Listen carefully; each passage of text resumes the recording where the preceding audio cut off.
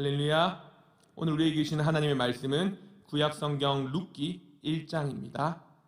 구약성경 룻기 1장 1절부터 5절까지 말씀, 구약 401면에 있습니다. 구약 401면의 룻기 1장 1절부터 5절까지 말씀입니다.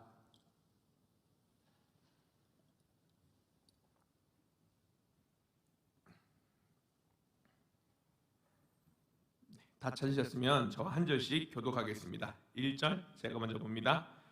사사들이 치리하던 때에 그 땅에 흉년이 드나니 유다 베들레헴의 한 사람이 그의 아내와 두 아들을 데리고 모압 지방에 가서 거류하였는데 그 사람의 이름은 엘리멜렉이요 그의 아내의 이름은 나오미요 그의 두 아들의 이름은 말론과 기론이니 유다 베들레헴 에브라 사람이더라. 그들이 모압 지방에 들어가서 거기 살더니 나오미의 남편 엘리멜렉이 죽고 나오미와 그의 두 아들이 남았으며 그들은 모압 여자 중에서 그들의 아내를 맞이하였는데 하나의 이름은 오르바요 하나의 이름은 루시더라. 그들이 거기에 거주한 지 10년쯤에 5절 함께 봅니다. 말론과 기럨 두 사람이 다 죽고 그 여인은 두 아들과 남편의 뒤에 남았더라. 아멘.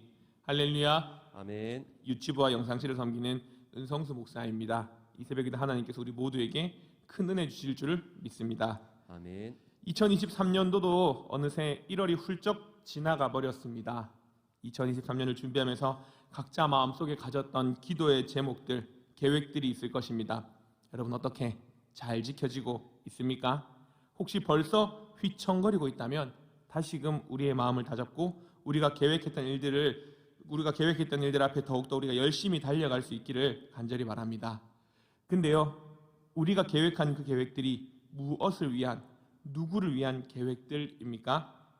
오늘 본문에는 하나님의 뜻이 아닌 자신의 생각으로 계획하고 실천했던 한 사람의 이야기가 어떤 결과를 가져오게 되는지를 잘 보여주고 있습니다. 오늘 말씀을 통해서 우리가 세우고 실천하고자 하는 계획들을 다시 한번 돌이켜보고 아직 늦지 않았으니까요, 다시금 2023년을 계획하고 실천할 수 있는 저와 여러분들이 되면 참 좋겠습니다. 오늘부터 열흘 동안 룻기에 대해서 살펴볼 겁니다. 여러분, 룻기는 어떤 책입니까? 짧지만 그 속에 큰 뜻을 가지고 있습니다. 평범하기만 했던 엘리멜렉과 그 가문에 생겨난 일들을 통해서 이 땅을 향한 하나님의 위대한 구속사역에 큰 한수를 놓게 되는 놀라운 일들을 보여주고 있습니다. 룻기 1장 1절과 2절은 당시 상황을 설명해 주고 있는데요, 우리 함께 한번 살펴보도록 하겠습니다. 1장 1절과 2절입니다. 시작. 사사들이 치리하던 때에 그 땅에 흉년이 드나니 유다 베들레헴의 한 사람이 그의 아내와 두 아들을 데리고 모압 지방에 거류하였는데 그 사람의 이름은 엘리멜렉이요 그 아내의 이름은 나오미요 그의 두 아들의 이름은 말론과 기럨이니 유다 베들레헴 에브라 사람들이더라. 그들이 모압 지방에 들어가서 거기 살더니. 아멘. 룻기의 배경이 되는 때는 사사들이 치리하던 때라고 성경은 이야기하고 있습니다. 이것이 의미하는 바가 무엇입니까? 여러분, 우리가 가진 성경, 여러분이 가진 성경을 한 장만 앞으로 넘기시면요, 사사기의 마지막 부분이 나옵니다. 사사기 21장 25절 펴서 다 함께 한번 보겠습니다. 21장 25절입니다. 시작. 그때 이스라엘의 왕이 없으므로 사람이 각기 자기네 소견에 오른 대로 행하였더라. 사사 시대는 이스라엘 백성들이 하나님의 말씀에 순종하는 것이 아니라 자신의 생각과 욕심을 따라 살았던 때입니다. 이러한 때에 그 땅에 흉년이 들었다는 것이 의미하는 것이 무엇일까요? 그 땅의 흉년은 단순한 가뭄이나 어떠한 어려움으로 농사가 잘 되지 않는 것을 의미하는 것이 아닙니다. 모든 흉년과 인생의 모든 시험을 하나님의 심판이었다고 할 수는 없지만 최소한 오늘 룻기 1장 1절에서 나오는 흉년은 사사시대, 이스라엘 백성들이 하나님의 말씀을 듣지 않고 자신의 소견에 오른 대로 행동하고 있을 그때에 그 땅에 찾아온 흉년은 하나님의 심판임을 우리는 기억해야 합니다. 그럼 그들이 있는 그곳이 어디입니까? 유다 베들레헴이라고 이야기하고 있습니다. 여러분, 베들레헴 어디서 많이 들어본 동네 이름 아닙니까? 맞습니다. 예수님이 태어나신 그곳입니다. 그 동네 이름은 우리가 떡집으로 알고 있는데요, 원어적 의미로 보면은 밥집이 더 나은 해석입니다. 평지가 있어 농사를 지을 수 있는 동네이기 때문입니다. 흉년이든 그 땅이 밥집이라 일컫는 베들레헴이라는 점에서도 그 땅의 흉년의 심각성을 보여주고 있습니다. 그 땅에 살고 있던 엘리멜렉과 그의 아내 나오미 그리고 두 아들 말론과 기럐이 흉년을 피해서 베들레헴에서 베들레헴의 동편에 있는 사해 건너 모압 땅으로가 거류하게 됩니다. 거류한다라는 것은요, 어떤 곳에 임시로 머물러 산다는 의미입니다. 즉 처음에는 잠시 흉년만 피해서 잠깐만 갔다가 돌아올 생각이었던 것 같습니다. 하지만 그들은 결국 오랜 시간 모압에 머무르게 됩니다. 엘리멜렉의 이름의 뜻은 나의 하나님은 왕이시다라는 뜻을 가지고 있습니다. 그리고 나오미는 즐거움이라는 뜻을 가지고 있죠. 하나님을 왕으로 고백해야 하는 엘리멜렉은 자기 앞에 닥쳐올 그 시련 앞에 왕이신 하나님의 뜻이 아닌 자신이 왕이 되어서 자신의 속인에 오른 대로 행동하는 것입니다. 앞서 이야기한 것 같이 그 땅의 흉년은 하나님의 심판이기에 하나님께 먼저 무릎을 꿇고 하나님의 뜻을 구해야 하는 것이 옳은 행동이었습니다. 하지만 엘리멜렉은 자신의 방법대로 자신의 계획대로 하나님의 언약의 땅을 떠나 이방인의 땅으로 가고자 결심을 하고 실행에 옮기게 됩니다.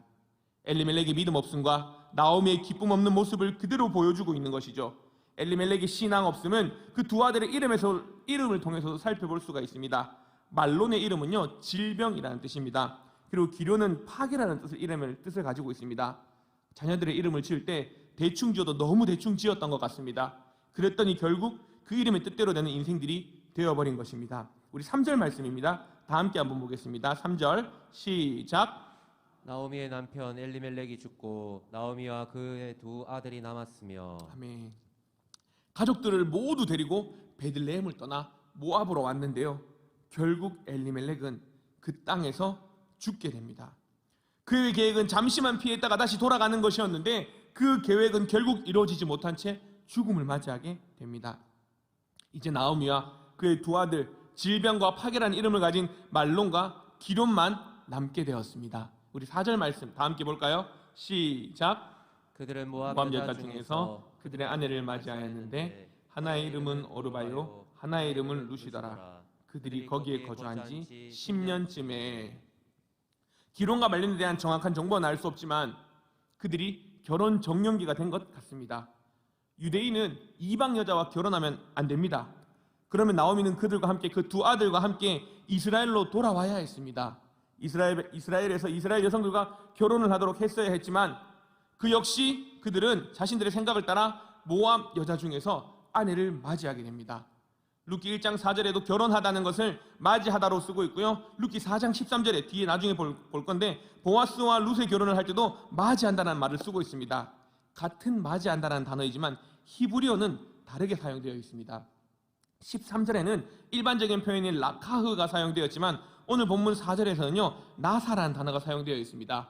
이 단어는 이스라엘 백성들이 이방 여인들과 부정적 결혼을 할 때, 부정한 결혼을 할 때 사용한 단어라고 합니다.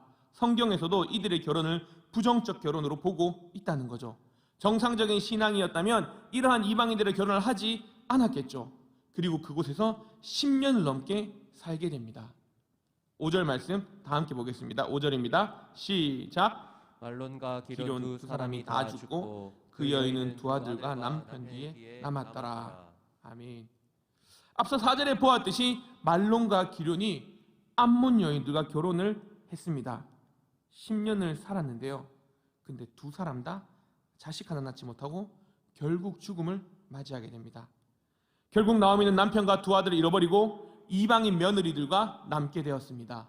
과부와 나그네, 이스라엘 사회 속에서 약자 중에 약자로 불릴 만한 모든 것을 갖춘 채 그들만 남게 되었습니다. 여러분, 어쩌다가 이렇게까지 되었습니까? 돌아보면 베들레헴의 흉년, 엘리멜렉의 죽음, 결혼을 했지만 며느리들이 자녀들 낳지 못함, 말론과 기럐의 죽음. 우리는 이렇게까지 극단적이진 않지만 일이 뭔가 되지 않으려고 하니까 자꾸만 안 되었던 것을 경험했던 적이 있습니까? 뭘 해도 실패하고 포기하게 된 적은 여러분 없습니까? 이럴 때 하나님을 원망하며 짜증과 불평으로 마음이 가득하지는 않았습니까, 여러분? 하지만 이것은 엘리멜렉 가정을 향한 하나님의 징계가 아닌, 가만히 살펴보면 하나님께서는 엘리멜렉 가정을 향한 하나님의 신호를 보내고 있었던 것입니다. 사사들이 다스리던 때는 앞서 살펴보았듯이 자기의 소견에 옳은 대로 행동하던 때입니다. 그렇다면 정말 그때는 이스라엘의 왕이 없었을까요? 아닙니다. 이스라엘을 통치하는 분은 나의 하나님은 왕이시다는 엘리멜렉의 이름과 뜻과 같이 하나님께서 그 땅의 왕이었습니다. 그래야께 그의 이름과 같이 하나님을 왕으로 고백하며 살기를 하나님은 원하셨지만 하나님께서 그것을 원하셨기에 그들에게 흉년이라는 신호를 보내주셔서 하나님을 의지하겠지만 그들은 하나님을 왕으로 모시지 않은 채 하나님으로 고백하지 않은 채 자신들의 뜻대로 모압으로 이동해 버렸습니다. 그리고 엘리멜렉의 죽음을 통하여 다시금 돌아오기를 원하셨지만 깨닫지 못하고 그곳에 삶을 정착하고 며느리들을 맞이하게 되죠. 그리고 이후 며느리들의 태를 열지 않음으로 하나님 또다시 신호를 주셨지만 그들은 깨닫지 못한 채 그곳에 살게 됩니다. 결국 질병과 파괴의 이름의 뜻과 같이 말론과 기련이 죽음을 맞이하게 됩니다. 이 정도면 하나님께서도 에라 모르겠다 하고 그들을 포기해버릴 법도 한데 내일과 모레 살펴보겠지만 결국 하나님은 나오미의 가정을 포기하지 않으시고 결국 애굽에서 다시금 이스라엘로 인도하는 하나님의 일하심을 보게 됩니다. 사랑하는 성도 여러분, 우리도 자녀를 키우거나 또는 키우고 계시고 있지 않습니까? 자녀들이 잘못된 행동을 자꾸만 한다면 여러분 어떻게 하겠습니까? 그래도 혼내려고 하니까 아유 내 자식인데 마음이 아파 잘못해도 그냥 보고 두시겠습니까? 그럴 수 없죠. 혼내는 것이 마음이 아프고 힘들지만 사랑하는 자녀가 바른 길로 가게 하기 위해서 때로는 따끔하게 훈계를 해야 하지 않습니까? 그럼 어떻게 하겠습니까? 자녀들은 부모님의 훈계에 아파하며 삐지기도 하지만 잘못된 길에서 벗어날 수 있게 되면 나중엔 알게 되겠죠. 하나님은 창조 이후에요 단 한 번도 우리를 포기하지 않으셨습니다. 우리가 보기에는 심판하는 것 같고 징계하는 것 같아 보이지만 결국 그것은 하나님의 뜻대로 살아가게 하기 위해서 우리가 자꾸만 하나님의 뜻과 멀어지려고 하니까 우리를 향한 하나님의 구원 계획을 이루기 위한 하나님의 일하심임을 깨달을 수 있기를 간절히 소망합니다. 여러분 작심삼일 무슨 뜻입니까? 단단히 마음먹은 그 일들을 사흘을 넘기지 못한다는 뜻입니다. 결심이 굳지 못함을 이야기하는 것입니다. 근데 여러분 어쩌면 어떤 일들은 내 의지가 약해서 사흘을 넘기지 못한 것이 아니라 그것이 하나님의 뜻이 아니기에 하나님의 뜻과 멀어져 가려고 하기에 우리의 삶을 향한 하나님의 브레이크가 아니었는지 다시 한번 돌이켜볼 수 있기를 간절히 소망합니다. 내 생각대로 내 마음대로 무언가를 결정하고는 그것이 하나님의 뜻이라 포장하진 않았습니까? 내가 힘들어서 내가 하기 싫어서 사명의 자리를 자꾸 멀리하고자 하진 않았습니까? 사랑하는 성도 여러분, 하나님은 오늘 또 우리 한 사람 한 사람을 통해 하나님의 그 위대한 일들을 이루어가고자 하십니다.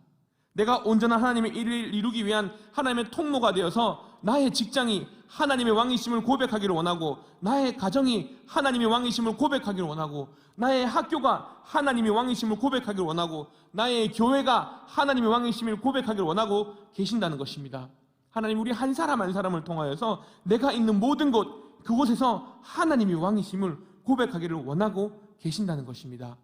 우리 모두가 엘리멜렉과 같이 그의 이름에서 하나님의 왕이심을 고백하는 자임이 되어서 우리가 다른 사람이 하겠지 하면서 멀리 떠나버리는 어리석은 자가 되지 않도록 오늘 하루도 하나님께서 나에게 생명 주셔서 하나님께서 또한 사명 주셔서 오늘 하루를 살아가게 하셨기에 하나님의 뜻을 온전히 이루어드리기 위하여 내가 있는 그 자리, 내가 서 있는 그 자리에서 하나님은 나의 왕이심을 고백하는 하나님의 모든 자녀들이 될 수 있기를 간절히 소망합니다. 할렐루야.